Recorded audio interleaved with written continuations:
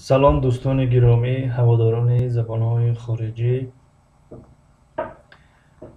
شما را بار دیگر خوش آمدید میگیم به درسی نوبتی امروزه. درس های ما از کتاب دروگا و راسیو ادامه دارند. درسی دهم است از روی سلسله نوارهایی که ما در کانال میگذاریم. نوار دهم است، اما از روی درس یعنی از روی کتاب اگر بگیم در درسی سیوم قرار داریم.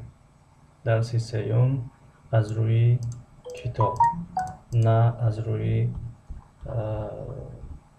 آن سلسله نوارهایی که در کانال میگذاریم. Урок третий. Урок третий. Урок третий. Урок. Дарс третий сеюм. Три. سه می شود تریتی سیوم. خب در اول هر اوراق، هر درس از روی کتاب این الفبای زبانی روسی را، روسکی الفابت را یعنی یک بار می آورد، همچون برای خاطر نشان کردن که این را فراموش نسازید. خب از بس که در اول کتاب، در اول درس آورده است، ما نیز این را ترک نمیکنیم، یک بار خوانده میگذاریم. روسکی الفابت، الفبای روسی یا الفبای زبان روسی: A B V G D E Y J Z I K L M N O P R S T U F X C Ç Ş Ş твердый знак И, мягкий знак Э, Ю, Я. خب در اینجا در تمرین یکم نگاه کنیم، میگه فونетическая зарядка. فونетика آوازشناسی را میگن، зарядка نیرو، قوه، مشق، تمرین. خب به چند معنا میاد؟ پس میتوانیم این رو در اینجا ترجمه کرد که تمرین های آوازشناسی. تمرین های آوازشناسی یعنی این تمرین ها رو تمرین میکنیم، مشق میکنیم تا که در جهت آوازشناسی یا در جهت خوانش مشکلی نداشته باشیم. خب اینها صداناک ها هستند در زبان روسی. Пойте бессароен А, О, У, Э, И, И. Слушайте, повторяйте, читайте. خب А, Ла, Ла, Ра, На. Вра, Вро, Вру, Ври. А, Ло, Ло, Ро, Но. Вла, Вло, Влу, Вли. У, Лу, Лу, Ру, Ну. ونا ونو ونو ونی. من همین خیل، یعنی اینها رو همشون نمیخونیم چون که وقت میگیرد. همین خیل شما میتونید نوار رو باز دارید، یعنی استاپ کنید و چوکنید این را تا آخری همین صحیفه را لطفاً بخونید. البته کسانی که نو آموز هستند، زبان روسی را نو یاد میگیرن، برایشون شرط است که این رو یک بار نه 10 بار بخونند. اما برای کسانی که یک کم بیش میدونن دیگر نیاز به خواندن نیست. خب اینجا موضوع ادارینی هست، یعنی زده که چندین بار صحبت کردیم در این موضوع، نیاز به تکراری آن ندارد، فقط این کلمه ها را میخونیم و ترجمه میکنیم. کلوب، کلوب، کلوب یعنی باشگاه، در زبان تاجیکی باشگاه میگن و شاید که یک چند سال پیش کلوب میگفتن، کلوب. стол, стол, стол, میز، стул, стул, کرسی. بسیاری از مردم ما یعنی فرق در بین стол و стул رو نمیدونن که стол چی است و стул چی است. یعنی بعضی وقت همین کرسی رو که стул است столش میگن، стола بیار. اما این نادرست است، стул است. یعنی стол میز، стул کرسی. друг, دوست، رفیق. برات، برادر. پارک، باغ. лампа, лампа, чароғ, алла, номи духтарона, слова, слова, калима, город, город, город. Инҷо нигоҳ кунем ударени ҳамааш дар ҳиҷои аввал аст, дар ҳиҷои аввали калима. Город, шаҳр, карта, харита, плохо, бад, нохуб, мало, кам, много, много, много, бисёр, зиёд. Алло, алло, яъне ҳамон аллое ки дар телефон мегӯем, алло ё лабаи гӯшам ба шумо.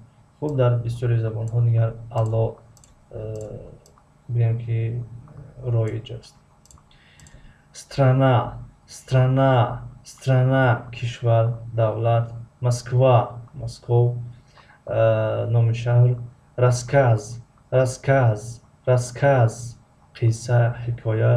Холодно, холодно, холодно, яъне хунук, сард. Комната, комната, ғурфа, утоқ, ҳуҷра. Погода, погода, обу ҳаво, боду ҳаво. Автобус, автобус, автобус. Як бор гуфта будем ки агар в пеш аз ҳарфи т омад, ф хонда мешавад. Ба мисли калимаи автобус, завтрак, вторник, завтра, ба мисли ҳамин калимаҳо. Подруга, подруга, дӯст, рафиқ, дугона.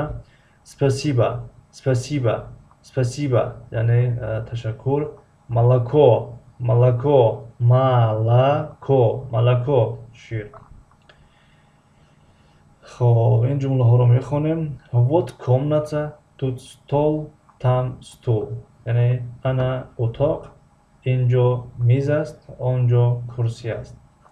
Это карта, ин харита аст. Вот Москва, ана Москав. Это мама, она дома. Ин модар аст, вай дар хона аст. Кто это? Кто это? Анна. Хоб ин ҷумлаи саволӣ аст. Кто это? Дар ҷавоб метавонем ки ягон ном аз пеши худмон бигӯем. Кто это? Это Иван. Кто это? Это Фатима. Кто это? Это Фархад. Кто это? Это Мелек. Анна дома, Анна дома, Иван там, Иван там. Это банк, это банк, там дом, там дом. хоб инҷо як чанд ҷумлае буд ки барои хондан ва фарқ кардани ҷумлаҳои хабарӣ ва ҷумлаҳои саволӣ.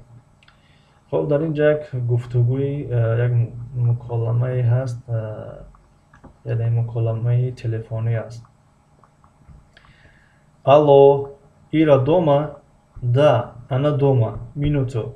Мегӯяд алло, Ира дар хона аст? Мегӯяд бале, вай дар хона аст. Як лаҳза. Мақсад як лаҳза мунтазир шавед. Спасибо, ташаккур. Хоб, алло, это Антон? Да, это Антон. Ира, когда урок? Урок завтра. Спасибо. Мегӯяд ки алло, это Антон, ин Антон аст? Да, Антон. Яъне бале, Антон аст. Ира, когда урок? Яъне ки Антон аз Ира пурсида ки дарс кай аст? Урок завтра. Яъне дарс пагоҳ аст, фардо аст. Спасибо, яъне ташаккур.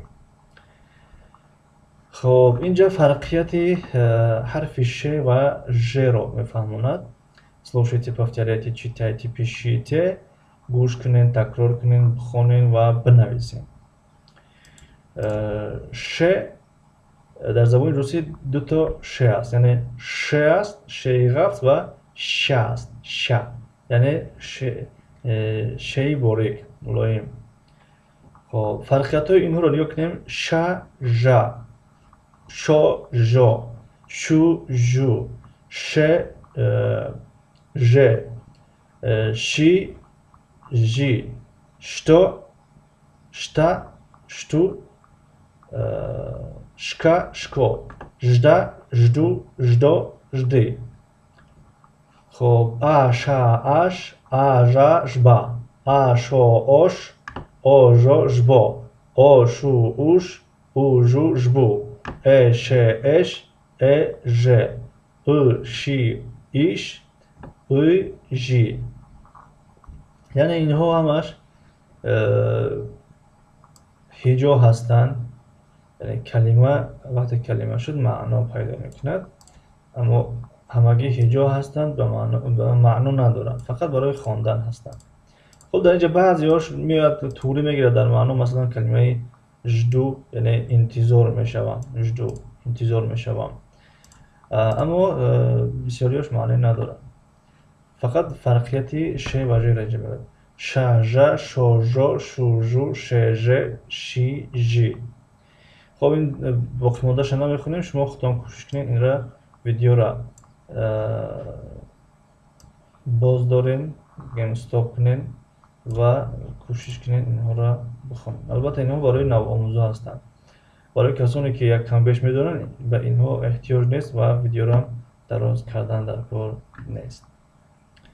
و در اینجا باشد فرقیت بین حرف س و ش. نس نش وس وش رس رش رس رش رس رش سکش شکا سکو شکو سکو شکو شتو ستو شتا ستا. خب یعنی در اینجا نیز بعضی از اونها معنی دارن، خب بسیاریشون معنی ندارن. خب ستو مثلا صد می شود، نش از آن ما می شود، وش از آن شما می شود. خب نس ما رو می شود، وس شما رو می شود. خب در اینجا باشد فرقیت بین ز و ژ. ز ژ زو ژو زو ژو زی ژی زدا ژدا زدو ژدو زدو ژدو زرا ژرا زرو ژرو زرو ژرو زری ژری زنا ژنا زنو ژنو زنو ژنو. خب از دوستانی نوآموز ما خواهش میکنیم وقتی که پیشیت آمد حتما نویسین اینها رو. پیشیت یعنی میشود که نویسین، پیشیت نویسید. حرف ش رو نویسین، ش شو شو شی خرشو ژ ژ ژو ژو ژی. ژورنال، ژورنال مجله می شود، ژورنال مجله. خب در اینجا باشد فرقیت آوازهای س و ز ش ژ. مثلا س ژ ش ژ سو زو شو ژو. خب بگذاریم در کلمه ها. شرف گردنبند، شکاف جوان، شکولا مکتب، شپکا کلاه، ماشینا ماشین، карандаш قلم، хорошо خوب. خب چگونه که در یک درسی گذشته گفته بودیم که بعضی از کلمه های روسی وقتی در آخرشون مثلا حرف گ د و میآید تبدیل به دیگر حرف ها میشوند از روی آواز نه از روی حرف. در اینجا نیز یعنی وقتی که در آخر کلمه مثلا نوژ آمد، نوش خوانده می شود، نوش خوانده می شود. لوژکا لوشکا. مثلا نوش یعنی چی است؟ کارد. لوشکا قاشق. بسیاری از ما و شما لوشکا شنیدگی هستیم. این کلمه در اصل لوژکا است. لوژکا، لوشکا، نوش. خب слушайте, повторяйте, читайте, گوش کنین، تکرار کنین، بخونین. خب باز کلمه میخونیم، همون کلمه ها در موضوع ادارنی هستن، یعنی از روی ادارنی ما باید اینها رو درست تلفظ کنیم. نوش کارد، شکاف جوان، شرف گردنبند، stol میز، سین پسر بچه، звук آواز صدا، тоже همچنین، можно ممکن است، школа مکتب، шапка کلاه، завтра پگاه فردا، завтрак صبحانه یعنی همون خوراکی که در صبح خورده می شود. بعضی ها صبحانه میگن، بعضی ها نونشته یا نهاری. خب ژورنال مجله، рассказ حکایه قصه، завод کارخانه، страна کشور، комната حجره، اتاق. холодно خنک، سرد. машина ماشین. погода باد و هوا. подруга دوست دوگانه. хорошо خوب. карандаш قلم. молоко شیر. خب погода باد و هوا در اینجا باشد یعنی 25 گرادوس گرم است، در اینجا باشد 25 گرادوس سرد است، هوا خنک است. یعنی در کجایی که پلوس آمد یعنی جمع آمد معنای گرمی را دارد و در کجایی که مینوس آمد تلخ آمد معنای خنکی را دارد. жарко хорошо یعنی وقتی که باد هوا گرم است یعنی گرم است خوب است. когда жарко хорошо وقتی که گرم است یعنی چی گرم است؟ باد هوا. وقتی که باد هوا گرم است خوب است. холодно سرد خنک. плохо بد. когда холодно плохо وقتی که هوا سرد است هوا خنک است این بد است ناخوب است. خب چند لحظه شد